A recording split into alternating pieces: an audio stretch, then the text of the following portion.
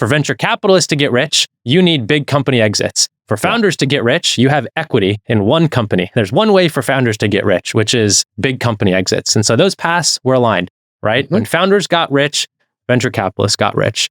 And more importantly than that, it was kind of the only way to get rich. It's not to say that investors and founders now have opposite incentives, right? It's not like your failure leads to my success and they're perverse incentives. It's just more to call out the outcome is irrelevant. And now it's how can I maximize my AUM? How can I maximize my deployed dollars? But that part of it can lead to suboptimal outcomes and experiences for founders. And we can talk about like, hey, how can these incentives of just deploy, how can that lead to outcomes for founders? And what are the implications for founders that they might not necessarily be thinking about before going into a fundraising process? This Week in Startups is brought to you by LinkedIn Jobs. A business is only as strong as its people, and every hire matters. Go to linkedin.com/twist to post your first job for free. Terms and conditions apply. Beehiiv. Power your newsletters with AI tools, referral programs, and network features all in one platform.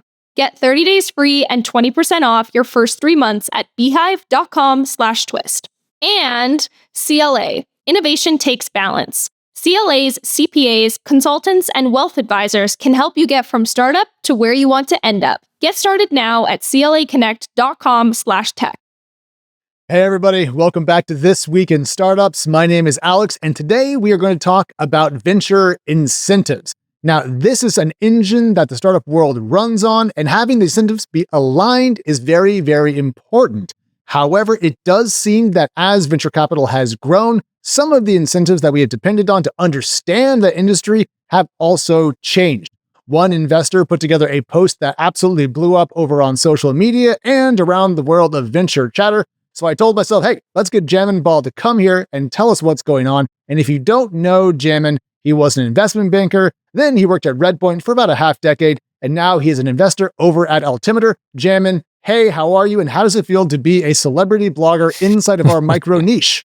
Well, I'm not sure if I'm quite a celebrity yet, but it's certainly fun. And thanks for having me here. I mean, I kind of view blogging as almost a personal journal that I can make public, which it forces all of us and it forces me to really refine my ideas. But thanks for having me. Yeah, and just so everyone knows, it's cloudedjudgment.substack.com if they want to read your work. And today we're going to rewind the clock to late October when you wrote about venture incentives. Now, if you're listening to this and you're already going, oh my gosh, that sounds incredibly boring, keep in mind that Benchmark's Bill Gurley said that this post from Jamin could, quote, perhaps be the single most important issue for the entire venture capital landscape. So, Jamin, let's talk about two things. One, traditional incentives in venture, and then I want to work into what's changed. But break down for me the importance of the 2-in-20 model and how back in the day, VCs tended to eat well when founders did. Sure. So I think, first is defining the incentives, right? Or said another way, how do venture capitalists make money? Yeah, I think a lot of people have heard about the 2-in-20. But what does that actually mean? There's predominantly two ways venture capitalists make money. There's a guaranteed portion and then there's a variable portion. The guaranteed portion is what we call the 2%. So venture capitalists will raise a fund and they will charge a percentage of that on an annual basis, which is called the management fee. It's usually around 2%. It varies over time and it steps down as you go, but call it roughly 2% on average. And those dollars are used to pay salaries, pay rent, pay legal fees, all of that. Think about it as funding the operating expenses of the venture funds. And then in tandem to that, there's the carry, the 20%. And this is the firm's share of profits.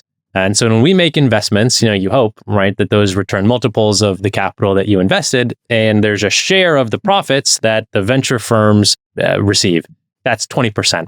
So maybe let's make this concrete. Traditionally, that number is variable. Okay. And it's variable, right? It's sometimes it's 25%, sometimes it's 30%, sometimes it's 15%. But I would say it's, sidebar, it's interesting how fixed the incentive pool or the price of venture capital product has stayed, given how much bigger it's gotten. You'd think as an asset class expands, as the supply of it expands, you'd think that would lead to pricing pressure. What's been interesting is it hasn't at all, which I think just speaks to the demand for the asset class. But maybe that's something we could put off to the side and revisit. Yes. But maybe to make this concrete, let's talk about a $100 million fund that returns a 3x. And that fund every year the fund will collect 2%. So 2 million, 2% of 100. And that is on an annual basis, kind of independent of the investments made. And it usually lasts for about a 10-year period. Sometimes that can get extended, but typical life is 10 years. Now that $100 million fund is 3x. So we've turned 100 million into 300 million, which means we've generated 200 million of profits. And so 20% of those profits is 40. And so 40 million would go back to the fund, which is then kind of allocated based on who owns what percentage of carry within the venture fund, from kind of your partners down to your junior most folks. But if you think about that model, there's a guaranteed portion of the compensation, which comes from the management fee. And then there's a variable portion, which comes from, did you make good investments or bad investments? Not that long ago, funds were significantly smaller. And so much smaller. Much smaller. Yes. So that guaranteed portion wasn't enough to, really make you rich, right? I think the term that I used in the blog post was get rich, right? It's harder to get rich on 2% of a small number.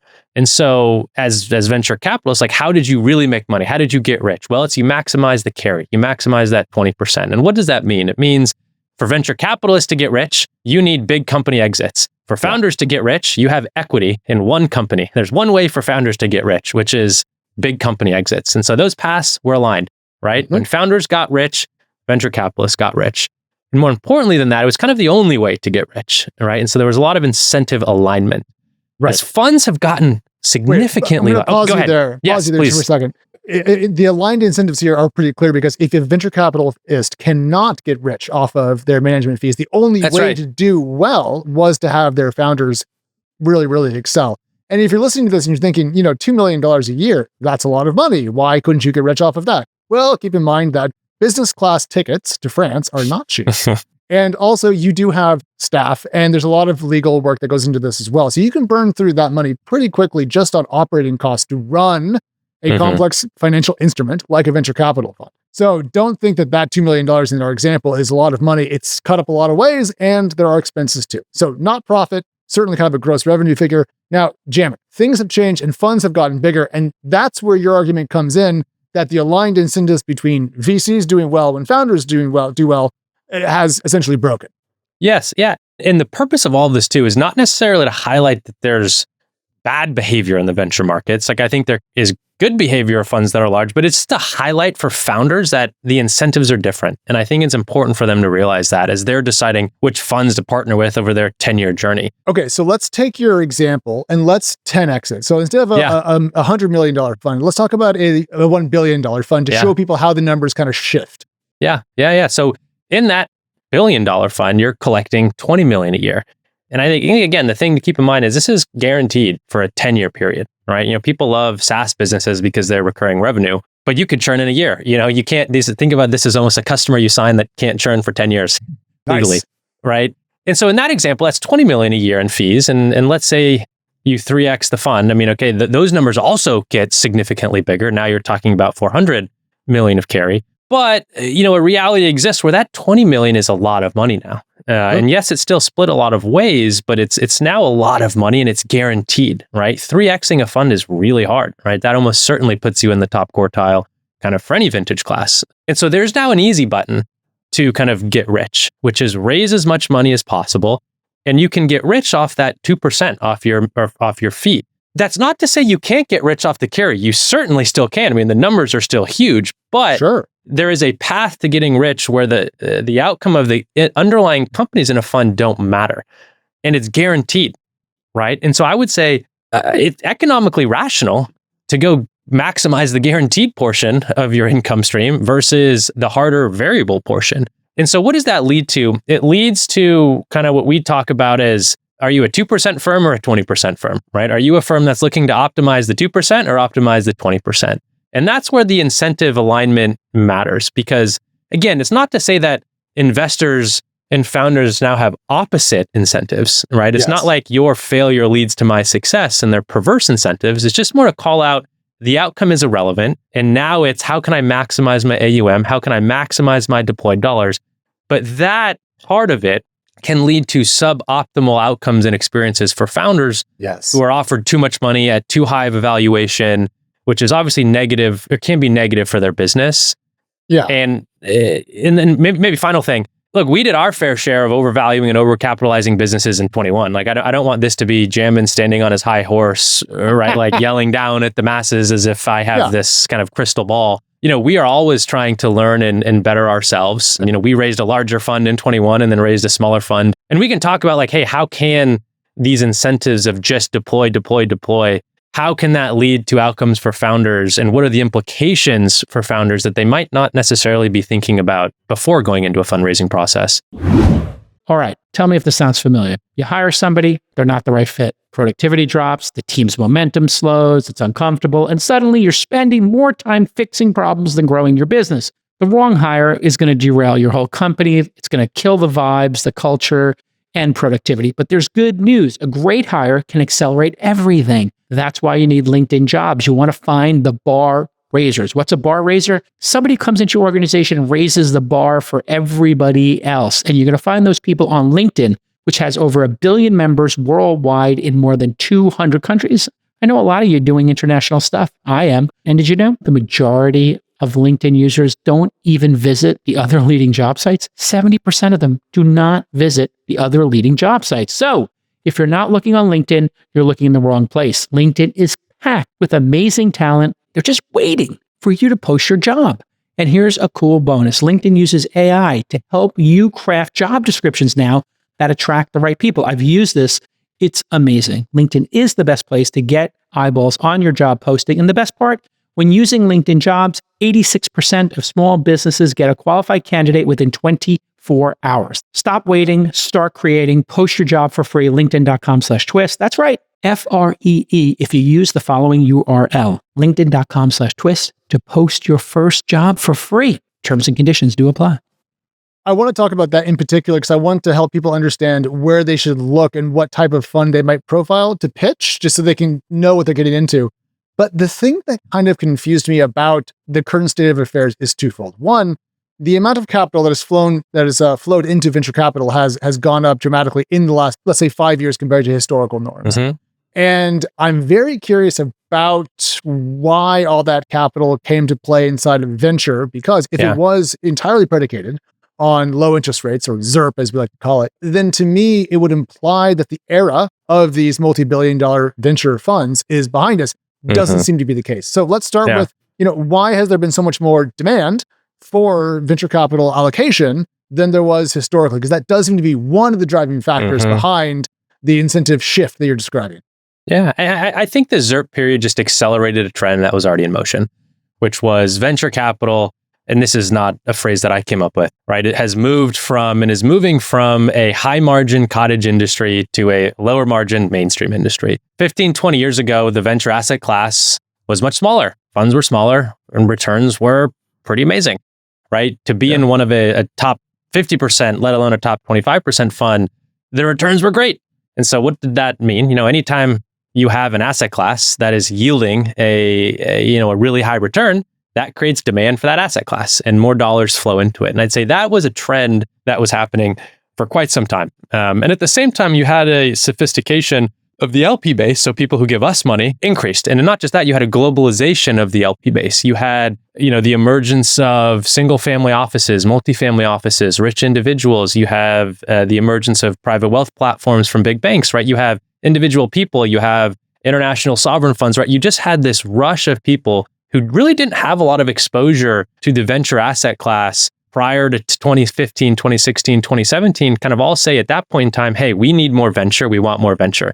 They started standing up venture teams, venture practices, venture programs to get into these funds, but they never could. The funds were too small, right? If you're going from a $500 million fund to a $550 million fund, you're largely new room. Yeah, you're largely just re-upping with your existing folks. And so the access to it was hard. So all of a sudden what happened in this ZIRP period was you already had a lot of latent demand that all of a sudden now found a home, right? Because if you're going from a fund that's size X to a fund that's size 3X, you might be able to get there by having all of your existing LPs 3X their commitments. More likely than not, you're going to new investors, right? Who didn't historically have access. And that's not to say it was all new. It certainly wasn't. You certainly had all the existing LPs also up their allocations, kind of up their size because their public portfolios ballooned. Yes. They got liquidity. there's just a lot of money in the system. And naturally, when you have lower interest rates, dollars move further and further out the risk curve. And I'd say venture is far out on the risk curve.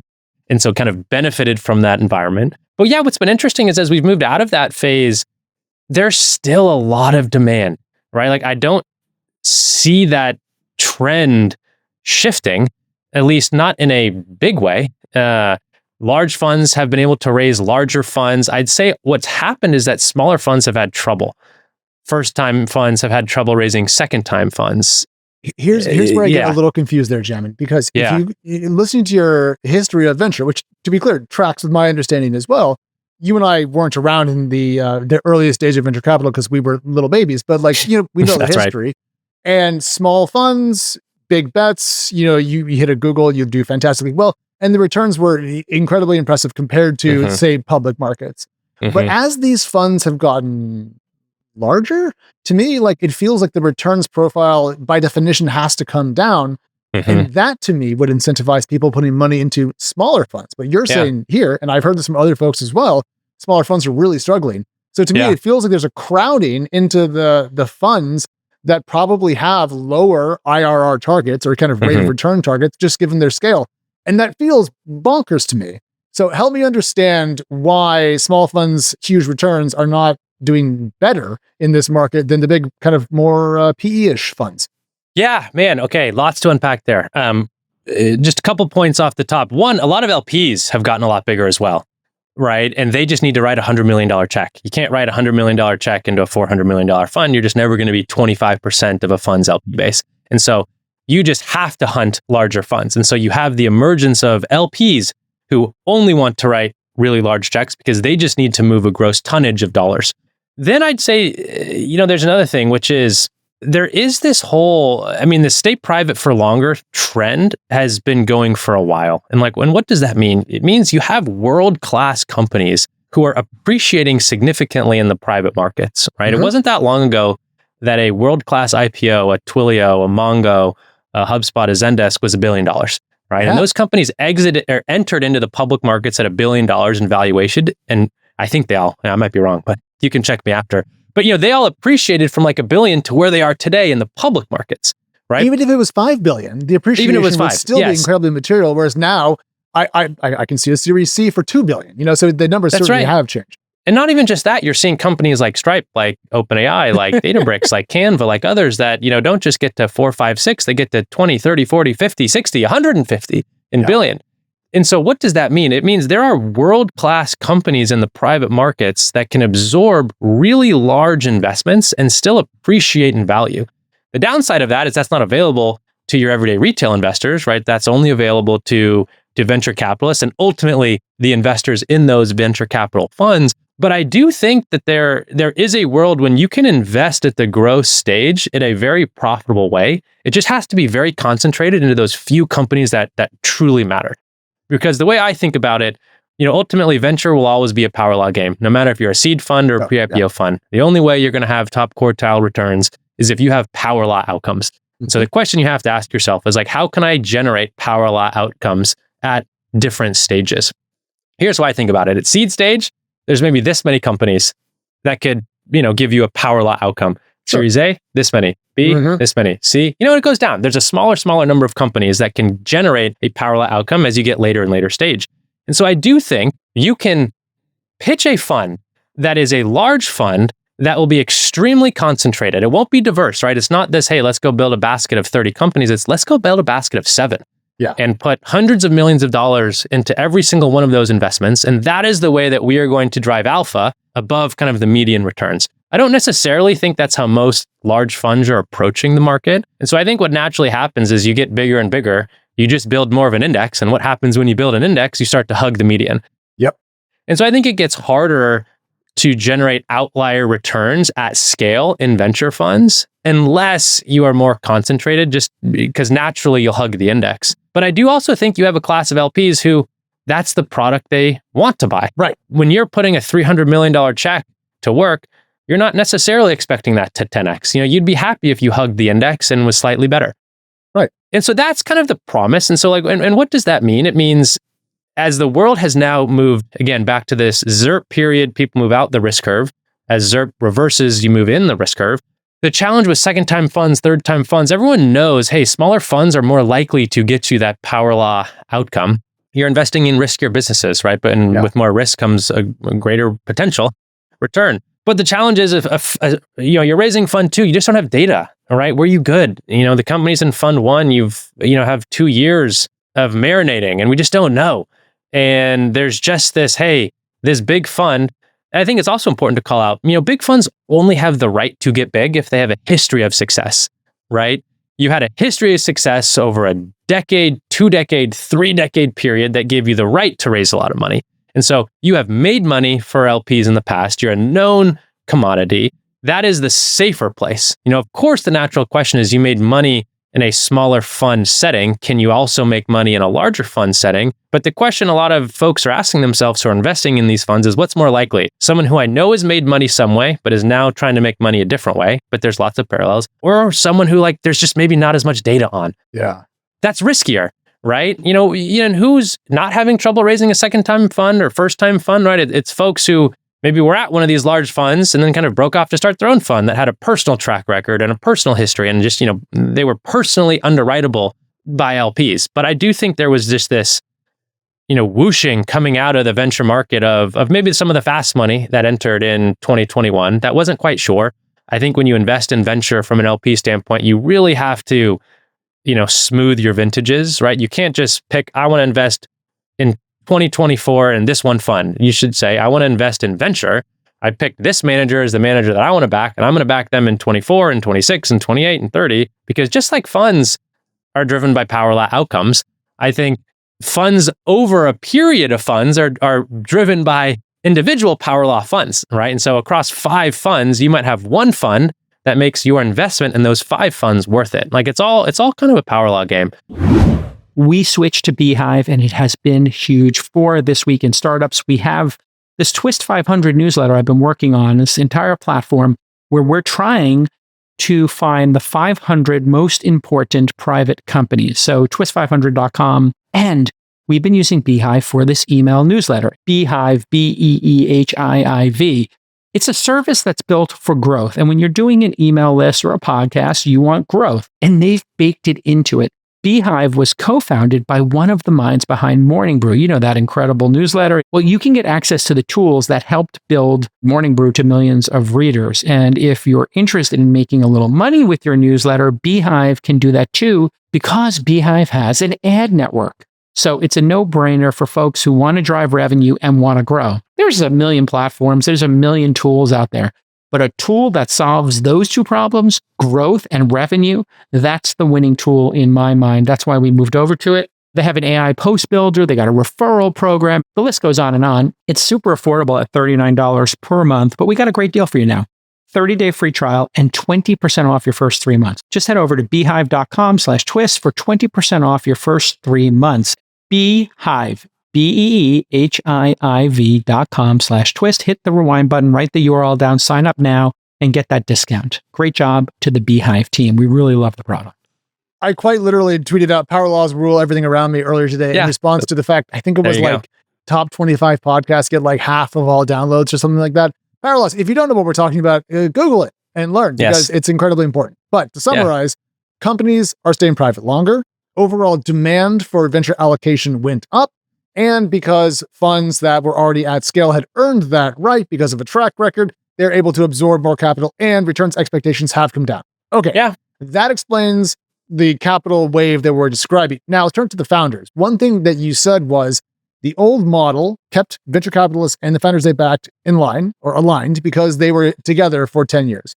Now, with a faster fundraising cadence and a faster deployment cadence and more of an index approach, as you mentioned earlier, founders can get a big check and then be effectively left in the lurch if they aren't one of those absolute outlier companies. Tell us about that dynamic. And then if you could, Jamin, how often do you hear from founders who have been essentially left by the side of the road by their prior backers? Yeah. I think that kind of happens all the time. And again, that's probably a trend that was just made stronger in the 2021 period. But it is an issue, right? There was kind of the cottage industry days of venture capital where you were a true partner through thick and through thin.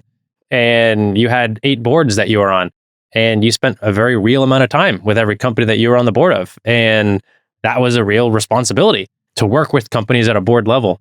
Now as funds gotten bigger, there's just a reality that you just have to make a certain number of investments. Like the only way to deploy that dollars, again, I think unless you're deploying it in this really concentrated growth strategy, you just have to make a lot of investments, and there's just like limits to time, right? If you're sitting on 30 boards, like there's just no way you can spend a lot of time with every individual company. The model becomes more of find company, invest in company, then find the next company. And it's more about deploying the net new dollar versus optimizing the existing dollars that have already been spent, right? Or invested. Spent sounds too transactional. But I think that's just a reality, right? Where at the end of the day, again, from a purely rational standpoint, if there's going to be a few things that really matter, you should spend all your time on those few things. Yeah. But that leads to suboptimal outcomes for founders, because at the end of the day, like if your company is crushing it, probably don't, not that you ever need your venture capitalists, but you need them less. You probably have less questions for them. You probably have less challenges that you have to deal with, less one-off things that come up, and you're kind of on, you're not on cruise control. You're doing a ton of work, but like you're operating well absent your board. Right. You don't need training wheels if you're already going really fast because you've got good momentum. Yeah. When companies are struggling, it's when you, again, air quotes, need, right, more of that board. It's how do we handle the future of this company? Should we sell it? How should we go about selling it? Should we shut it down? What are the implications? There's just a lot of other questions that I think the benefit of an investor board member can be quite helpful. But, again, that's probably the time you're less likely to get that attention and time, just given the nature of you're on so many boards and there's only so much you can individually do. So I want to ask about what this means for founders today who are going out and approaching the market. Now, fundraising is always difficult unless you're incredibly lucky and doing incredibly well, at which point none of this advice applies to you anyway, so put those aside. But if you're a founder out there and you're looking to raise capital, let's say seed through Series B, and you're looking at funds and firms that are a variety of sizes, what advice do you give to founders in terms of sizing up what type of firm is the right fit for their company and their approach? Yeah.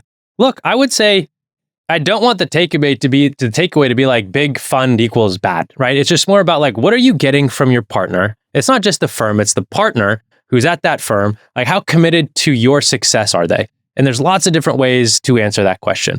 There are a few important things to also consider, right? Again, let's think back to one of the incentives of large funds is to deploy them so you could raise the next big fund, right? You kind of become a machine. And to go back to why that matters, if you raise another $1 billion fund, well, you start another $20 million a year, 10-year timer, you get a couple of those going, and suddenly you're just flying on your jet and chilling, and it doesn't really matter what the stock market's doing. Back to you. Sure.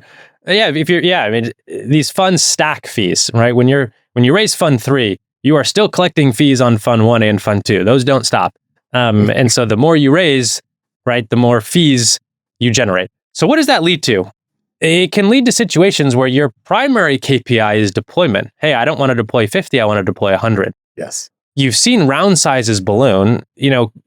Are companies growing faster than they ever had? Yes. Are they growing headcount faster than they ever had? Yes. Could they then absorb more capital than they ever have? Yes. But I would say the magnitude of which rounds have increased has far outpaced I'd say maybe the trajectory of kind of company growth. And so you might set out raising a $25 million Series B, but you'll get $50 million Series B offers. Now, why is that? Is it actually good for your company? You might say, wow, great, it's more money. Yes. At a higher valuation, yes, this firm has the deepest conviction in me. But the reality is their incentives might be just to deploy more money. And it's not necessarily that they have all that more conviction in you. It's, hey, in a power law outcome, it doesn't matter if I pay 100 or 200, because if this is a $20 billion company, that's a power law outcome. I just need to deploy more money. Right. But again, and what lesson have I learned? There's a lot to unpack coming up here. Coming out of 21, like overcapitalizing and overvaluing a business really can create risk. What are the benefits of it? It might be less for the founder, because people might think, oh my gosh, more capital, more capability, more flexibility, more time, but higher valuations that come with larger checks come with their own expectations, and you can end up essentially stuck. And my read, Jamin, is that some companies that may have done better essentially were overcapitalized to the point to which they kind of choked on their own spit. I'll give you a couple examples, right? Which is generally what I like companies to do is raise a round, hit milestones, raise the next round, hit milestones, raise the next round. Hell yeah. By raising a lot of money at a much higher valuation, what you end up creating is this structure of raise a round, hit 4 milestones, raise the next round, right? Because ultimately you may be able to raise off of hype and you may, the good times may keep rolling, but at some point it might shift. And then you'll need kind of underlying business momentum and fundamentals to justify an up round. Startups are hard, right? They're fraught with risk, they're fraught with challenges, and kind of stacking 4 milestones in a row is hard. You might hit a road bump at milestone 2 or 3. It might take you longer. It oftentimes does. But when that happens, if you're staring down the barrel of like a really high valuation, you're not worth today, it just kind of creates existential questions for the execs, for the employees. Hey, are we ever going to grow into this valuation? Oh my gosh, like we're not a rocket ship anymore. What's going? I got to get off. And it just kind of, when you raise these big rounds at big prices over and over and over again, it kind of creates, I don't want to call it an illusion, but it creates an illusion that, hey, this is it's going to the moon. And companies move from hiring missionaries in the early days, people who deeply believe in what the company is doing, the problem they're solving, the product, to mercenaries. Hey, this company is a rocket ship and I'm going to make money on my equity. The challenge is you hire a lot of people who that's why they join. When you then hit a road bump or 2 or 3, and you will, then people start to question, oh, well, wait a second. We were raising at 3x markups every 6 months, every year. And now all of a sudden we're not. Like, maybe I was wrong, right? I didn't join the company with deep conviction, which means I'm going to leave the company with loose conviction. And then you hired all these people, you trained them up. People leaving, those attitudes are infectious. There's inertia to it. Jamin leaves, and I talked to Alex. Oh, hey, Alex, I was reading Jamin's Cloud of Judgment, and he says software companies are only worth 8 times revenue. If we apply that multiple to our business, we're at 80% discount to our private. We're never making money. Like, we got to go. It becomes infectious, and you hired all these people for the wrong reason who then leave. And it creates a lot of turmoil that you have to come out of.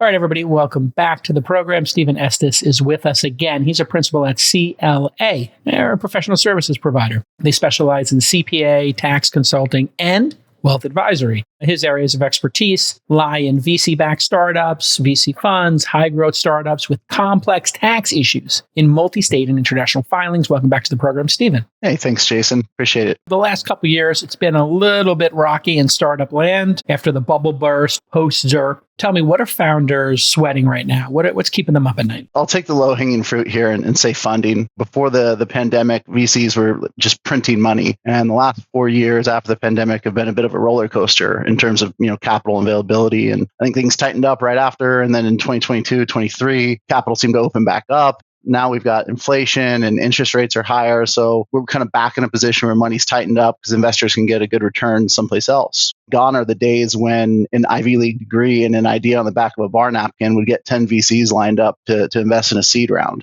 Absolutely. They're being asked to do more with less, and anything they can do to defer the need to raise again for as long as possible because the valuations out there just aren't what they used to be. All right. You need a trusted advisor, taxes, accounting. You don't want to play games with this stuff. Get it right. Get a great partner like CLA. Go to claconnect.com/tech and let them know your boy Jake Howell sent you. Once again, claconnect.com/tech.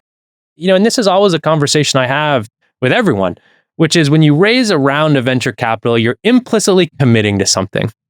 And what I mean by that is generally, like raising rounds, and especially raising big rounds, it closes a path for an exit. Mm-hmm. Right? Let's say you raise $100 million as a Series A company.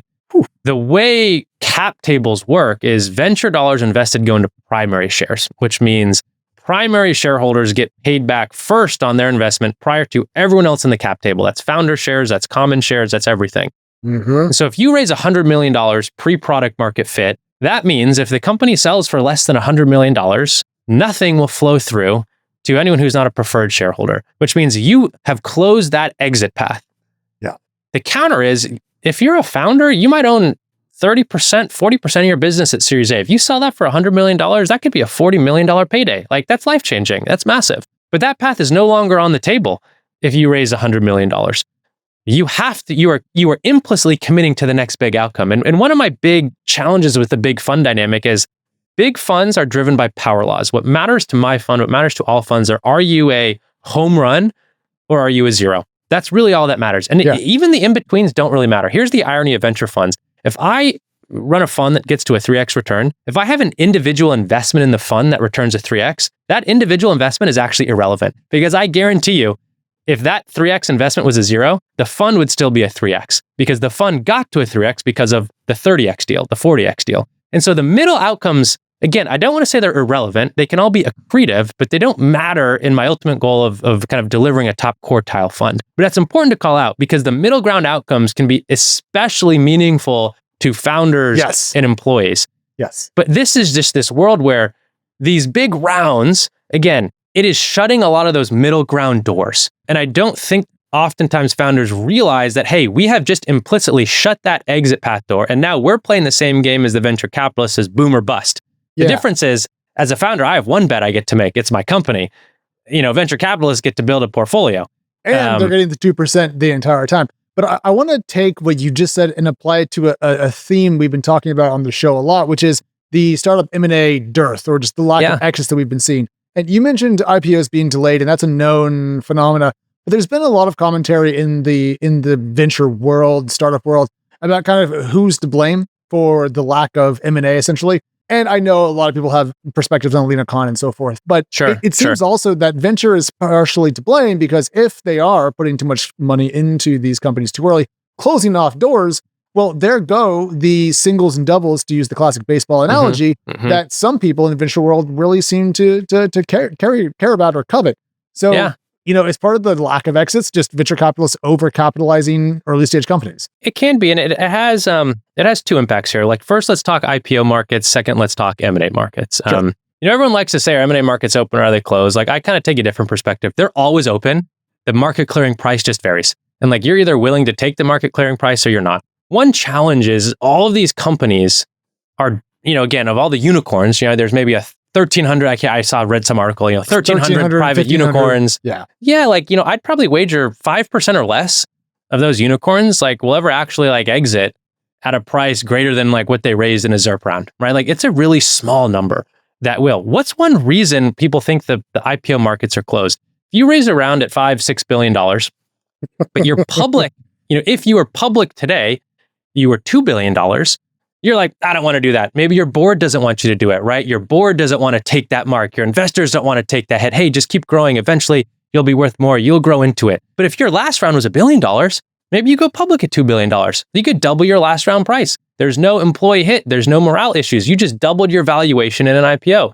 But if you raised at $6 billion, you don't want to go public at $2 billion. That's a down round. Your investors might not want that. It looks bad for everybody involved. Bad. There's momentum issues. And so, I think one of the reasons you don't see a lot of these IPOs is that there's just a market clearing price people don't want to accept because you can raise at 30 times revenue in the private markets and 5 times in the public markets. And there's just a big valuation gap there. And that'll change, right? I think today the public markets are placing a premium on platforms, right? It's, hey, have you proven you have hit escape velocity and you have staying power versus are you a point solution that might have a zero terminal value 5 to 10 years from now because you're disrupted? So you have large companies that are successful companies, like a Confluent or a Braze or a Rubrik, or, I'm just trying to think of other IPOs, solid, very good companies that just don't trade at big multiples, right? And so for every, I off the top of my head, I think they all trade at less than 10 times revenue. I might be wrong, but I think they're all less than 10 times. That feels right, especially Braze, which was a 2022 IPO. That was very recently. Yeah. Yeah. And so it's like you have really good companies that are growing well at scale, but they're not $1 billion of revenue plus. Yeah. And I think there's just this question, and the public markets today are placing a premium on large companies. What are startups, right? They're not going to be $1 billion of revenue. They might have 200. So the market clearing price today for a subscale software company, it's just a huge delta between what you were able to raise at in the private markets. And so that's a really tough pill to swallow that no one wants to. But how have we ended up still here? Because I feel like everything you're describing right now is not newly true. Like, this has been a multi-year situation in which we've been staring at the same gap between public multiples and private valuations. Yeah. And I'm just sitting around going, surely eventually people are going to have to bite the bullet, swallow the poison, take the market clearing price and get out. And it turns out the answer is no, not really, because we're just sitting here. So, Jem, when does there come a point when things break and then the logjam does release, or do we just keep adding tension to the spring until it explodes? I don't know. I think there was probably a normal amount of startup liquidity that, if you were to graph it over time, it's probably going up. But the reality is that it wasn't going to exponentially change. And so we started funding companies as if the exit environment would fundamentally change. And I think the reality is we're just reverting to the mean.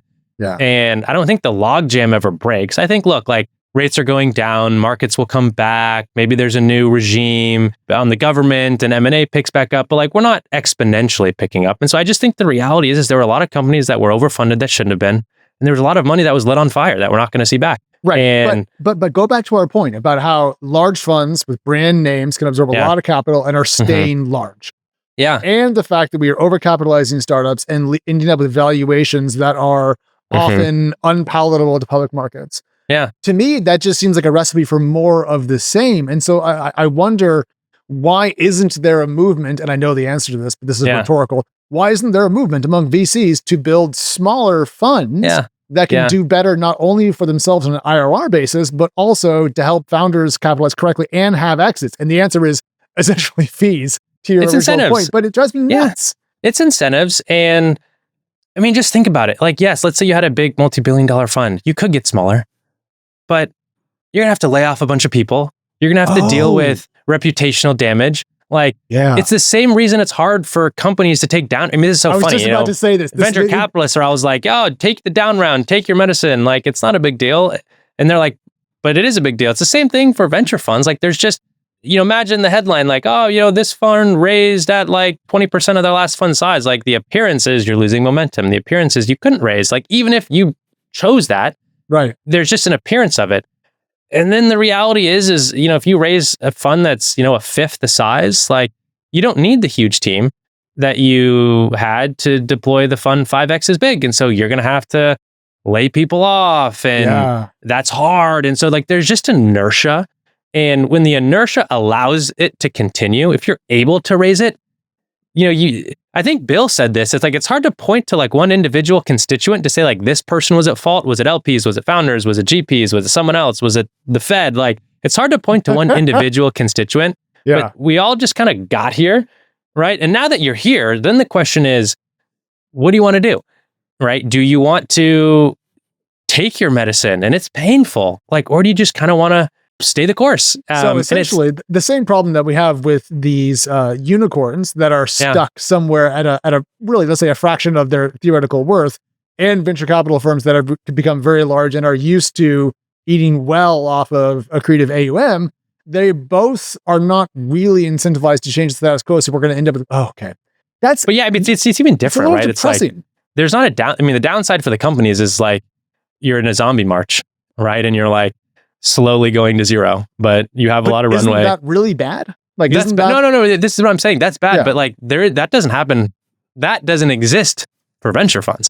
I see. So it's more painful for the founders than it is for the investors. Yes. And so like, there's actually, like if you, this term zombie gets used a lot. Like if you're like a zombie growth stage software company, like you're not able to raise more money. You just can't. No one wants to, or they will, but at a massive discount or with tons of structure. As we've kind of said earlier, there's still a lot of demand for large venture funds. And so like there isn't a zombie venture fund. No one's going out there and saying, we're going to back the companies that are only growing at 17% a year. Yeah, like there's just like everyone still wants, again, I say this holistically, it's not this black and white, but like there's still a lot of demand for very large funds, and because it is this power law, because companies are staying private longer, because there is more value to be captured in the private markets than there ever has been before. Now, individual firms might take different approaches to that, which either put them in line or out of line with founders' incentives, or with LPs' desires for returns.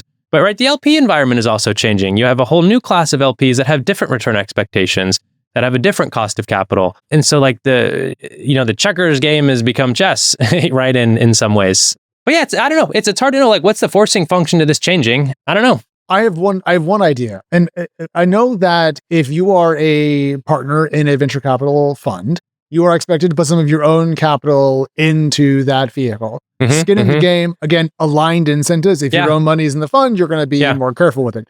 Yeah. So I'm curious if the percentage of AUM on just percentage of new fund that partners put in has changed. And if so, has it gone down? And if so, by how much? Yeah, I honestly don't have tons of insight into this. Maybe just for the audience, what Alex is talking about is what's called the GP commit, which typically says, if you raise a fund of size X, the GPs, all right, so the investors in the fund will contribute 1 to 2% of that. And that's, I think, historically what it's been. It's about 1 to 2%. So let's go back to that $100 million fund. The investors at the fund are going to, of that 100 million, are going to contribute 1 to 2 million. And oftentimes that is split proportionally amongst the different kind of seniorities of the venture fund. Mhm. But again, let's go back, right? That used to be very significant. Now you have a lot of folks who have made a lot of money. And so while yes, the dollar value of that GP commit has gone up, so has the net worth of the people putting it in, right? And so it's like on a relative basis, it might actually be a smaller percentage of their net worth, right? Because again, historically, like there are financial products, it's like cap call lines, right? Like you go to, a bank and you have to take out a line of credit to fund your cap call. Like that's very committed. Like you're literally taking out a loan to fund your capital commitment to the fund, right? Like you better hope those investments work out because now you have a loan. Yeah. Whereas now it's just a little different. I think the industry has gotten bigger, the industry has gotten richer, and I don't know if the percents have changed. I don't have tons of insight, but they've certainly lowered as a percentage of net worth. And so, well, then I think to solve, then we just need to tune that up because the more of a fund that a VC owns, the more likely I think they're going to be willing to put time in to save companies that might not be that grand slam that you're looking for, but might be a triple. And you certainly do. You certainly have funds that have a larger portion of the GP commit. But what I go back to is like, who's going to mandate that? Obviously, the LPs want that. But again, let's think about a rational actor. Why not put $0 at work and guarantee a ton of money? Like pure economic capitalist animal, right? Yeah. That is probably the preferred path. But who's going to mandate that?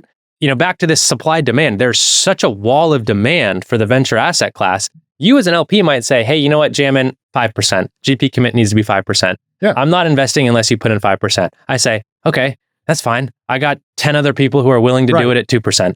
And like, that's just supply, it's the supply demand curve. Like there's just a demand that is willing to absorb all the supply at the price venture is selling, which is 2 and 20. With this, maybe call the GP commit as a component of that. Okay, I figured it out. So the question of who's to blame, the answer is effectively nobody. It's two things, I think. One at the start and one at the end. Big wall of capital wanting to get into venture capital funds. It's rational for VC funds to raise money and then deploy. We both agree. The problem is there's just not enough outlier companies built each year to absorb that amount of money. So as long as the demand stays high, VCs will be rational and there will be distortion on the founder side and delayed exits and so forth, as you've discussed.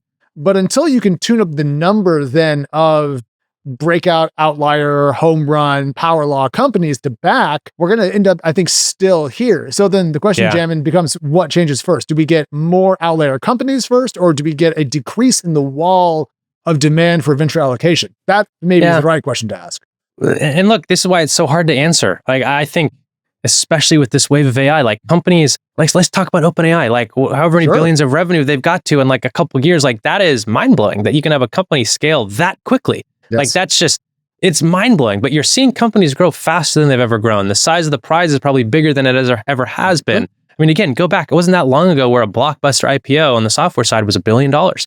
And so all of that is true, but it's still true that maybe the number of companies that are outlier isn't greater, but the size of the prize, if you're in one of them, is far greater. And so then it just leads to this interesting question of, again, back to like that funnel I draw, there's just a decreasing number of companies that are outliers at every stage. If you have a huge fund that's going to be balanced, you would just have to absorb companies that aren't outliers. Because let's say you're a Series D fund, and I don't know, I'm going to make up numbers. Maybe there's 6 companies a year that really matter at that stage. If you have to invest in 15 companies, it's like you could have a 100% hit rate and get every single company that matters. But like every incremental company you invest in is going to be dilutive to your returns, which is why you kind of either you're going to further concentrate as you get later stage as an investment firm, or you're just naturally going to have to widen the aperture, which will force your returns, which will be dilutive to your returns. Because there's only so many companies that matter. And the reality is no one's going to be in all of them. But I go back to why do big funds get bigger? It's like, well, the big funds have a lot of influence. They have a lot of brand. They have a lot of reputation. It's who the best companies at those breakout stages want to work with. And so it's kind of this like recursive loop of, that's why the big get bigger, because the big are generally the firms that those late stage, those quasi-public companies want to work with. I want to underscore your point about companies growing faster than ever before. And look, OpenAI scaled from essentially nothing to, what is it this year, $3.7 billion run rate, or, maybe it's trailing revenues, whatever. Huge number.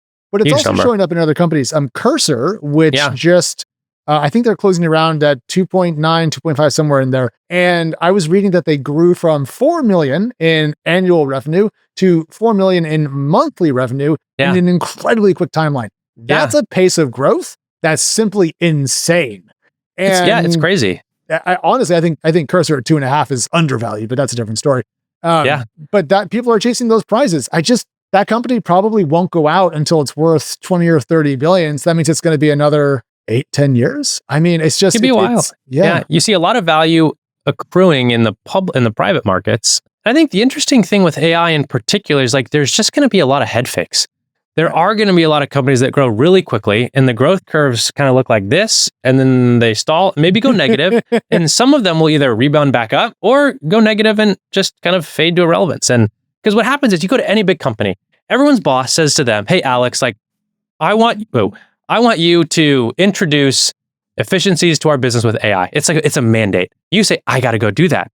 You're just going to go out and buy a lot of AI solutions because it's your mandate. And you might not have a clear-cut ROI case to be made, but there is a demand for AI efficiencies in our business.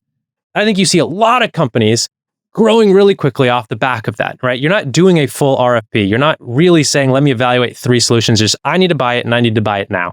I do think what's going to happen with a lot of the AI startups is there are going to be some that kind of are on that trajectory, that are best of breed, that are N of one, that then continue once we get a little bit more scrutiny on AI procurement and AI purchasing.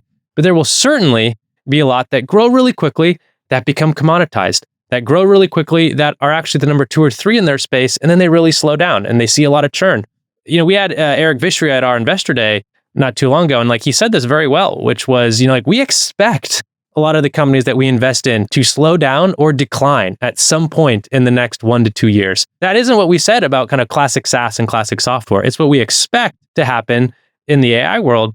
I don't want to misquote him, so if I said it wrong, he can correct us after the fact. It's close enough, I'm sure. Yeah. But there's, why we're investing in the companies that we're investing is because we believe that even despite that inevitable slowdown that will happen, like we're investing in best of breed companies that will then continue to grow once kind of the dust has settled in a lot of these AI categories. I appreciate you talking me through this.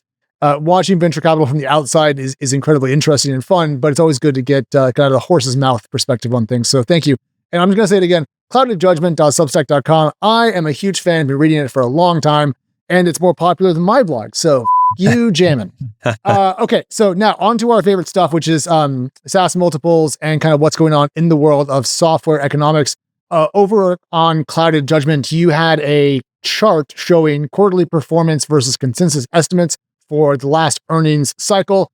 And if you're watching the video, you'll see on the far right, we have 100% of companies that had reported when Jamin put this chart together, in fact, had beaten consensus estimates. So to me, Jamin, that would imply that the SaaS market is incredibly healthy right now, and yet market enthusiasm for SaaS, as we discussed earlier in a multiples perspective, is relatively limited. So is this just clearing a low bar, or is the public market being a little bit parsimonious with its multiples? Yeah, we'll see. I'd say it's always hard to draw a trend from one data point. But like historically, and when I say historically, I'd say like the markets for SaaS got tough in 22 and 23, right? The SaaSacre, the SaaS apocalypse, whatever you want to call it. Like selling software got hard as we came out of this ZIRP period. People focused on cloud optimization. They focused on reducing redundant spend, right? There's just a lot of contraction and emphasis and focus on driving efficiencies, particularly around how you buy software. We've kind of been in this period for 2 years, right? So prior to that period, and even prior to ZIRP, like you'd see kind of 95 to 100% of companies beat quarterly consensus estimates. Why is that? It's because there's a beat and raise model in software, right? Like slightly beat, hitting the estimates is actually a miss, right? Because you've built in a margin of safety and you basically missed that margin. And people know you've built in a margin of safety, to be clear. Exactly. They know you're sandbagging just a little bit. It's sandbagging, exactly. Again, so in this period, that was harder, the 22-23 period, that dropped down to 90%. Now all of a sudden, 10% of companies were missing the quarter's consensus estimates. And I don't remember exactly off the top of my head, but, and then companies report a quarter, but then they also guide. We dropped from something like 70% or 80% of companies then guiding above consensus for the next quarter to 50% of companies guiding ahead for next quarter's consensus. And so I'd say, that chart, it's not 100%. There have been some companies, software companies that have missed earnings. This is just like the longitudinal same basket of companies, over a period of time, just so kind of it's more of an apples to apples comparison. But I think there's about 30 companies so far that have reported Q3, like all of them have beat. And they've kind of, in the margin with which they've beat has gone up relative to the last couple quarters. And so, that's maybe more indicative of, hey, is the buying behavior changing? We might also be getting towards the year end. And look, like there's just a lot of positive reflexivity in the market today. Rates are going down. Trump's elected. People say, are the tax cuts going to be permanent? Is that going to be stimulatory? Is Lena Khan out? Is M&A? Like there's just a lot of, if you're more cautious about buying budgets, I'd say everything that's happened over the last 6 months makes you less cautious. Yeah. And so you're more likely to kind of spend that budget for 24 that you haven't, that's sitting on the shelf. And so it could just be like a budget flush. That's what that's called, that we're kind of heading into towards the year end. So again, I'm hesitant to necessarily say performance is starting to rebound, because if we rewind the clock back to Q4 of 23, which those companies reported those quarters in January and February of this year, software performance really ticked up and people are like, we're back. It turned out that was kind of largely just this budget flush. Well, at least just my theory, but other people as well. It was just budget flush the end of 23. People had unused budget that they kind of spend at the end of the year, and the environment hadn't actually really changed. It was just this kind of one-time thing. We have a chart from Cloud Judgment that shows the aggregate cloud software net new ARR YOY growth chart, and it went up as 23 ended, and then it went plonk, and then it went up again. Yeah, and so we'll see if one data point is a trend or not. And you're not going to know until it's obvious in hindsight, and the market will move ahead of that.